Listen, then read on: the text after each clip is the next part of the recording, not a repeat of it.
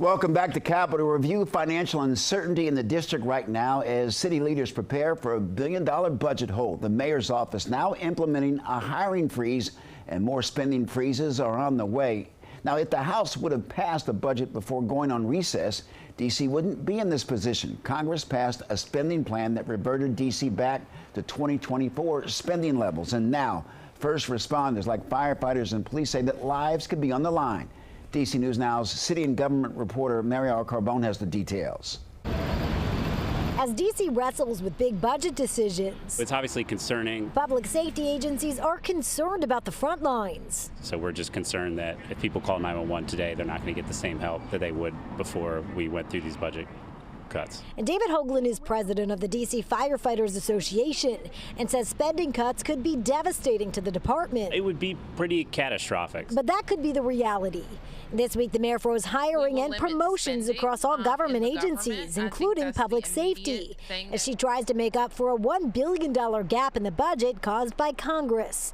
Spending on overtime will not be permitted starting April 27th, and furloughs could be on the way. Both of those things are incredibly concerning because we're not going to be able to respond to the demand that's out there. Greg Pemberton, chairman of the D.C. Police Union, is urging the police department to apply for a waiver, asking the city administrator to allow MPD to continue spending. Otherwise, residents can absolutely expect to see significantly less officers on their street and fewer officers responding to serious events. Currently, MPD data shows roughly 900 vacant positions, which the department is aggressively trying to fill. A hiring freeze will absolutely bring that to a screeching halt. Both agencies are demanding the House act immediately, restoring D.C.'s budget before it's too late. It's these fire apparatus behind me that respond to the U.S. Capitol when there's an emergency.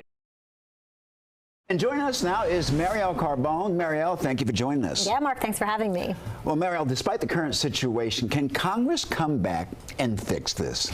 Technically, the House can if it chooses to and if it wants to. If we look at the timing of this, the House will come back from its recess on April 28th. And where we're at with the budget and this potential cuts, the furloughs, the city administrator must give his plan to the mayor for those furloughs and the city facility closures by April 25th. 2 days later, April 27th is when the timing, the overtime is then frozen, and then a day later, the House comes back. So they could potentially come back, put this on the agenda, a vote, and then all of this work will have been for nothing, but no guarantee. They get to decide what they want to vote on, what's on the agenda, and of course, they could make the city wait this out even longer. Do you get a sense that city leaders are optimistic that Congress will work this out, or do they have to still move forward as if this is the reality? They definitely have to move forward as if this is the reality, but since the beginning, the mayor has been hopeful. I think that's why she waited so long. I mean, we're talking about a month between when the CR originally passed, slashing the budget down, and to when she put forward this plan. So she's been hoping all along and believing all along that Congress would fix this, but she really has no other choice than to do this at this point. Mary, a lot of people are surprised that we're in this situation because even President Trump said that he wanted this to not happen. A lot of people may be surprised because of the president's sway here, but in terms of home rule, until D.C. has full statehood, this can continue to happen. We can continue to see the interference from Congress. So, yes, it may be surprising, but it's not totally out of the cards to see this happen now or in the future. Mariel, we're hearing about the potential of a new stadium at the site of the old RFK Stadium. Does the current budget situation have an impact on that?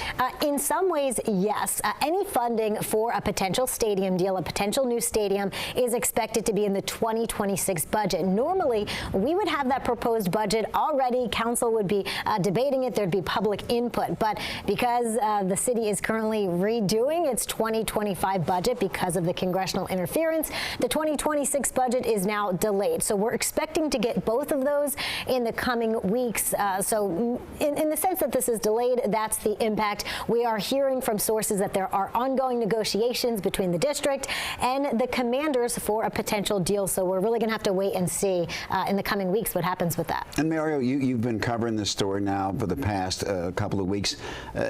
Not everyone is excited about this project. It really depends on who you talk to.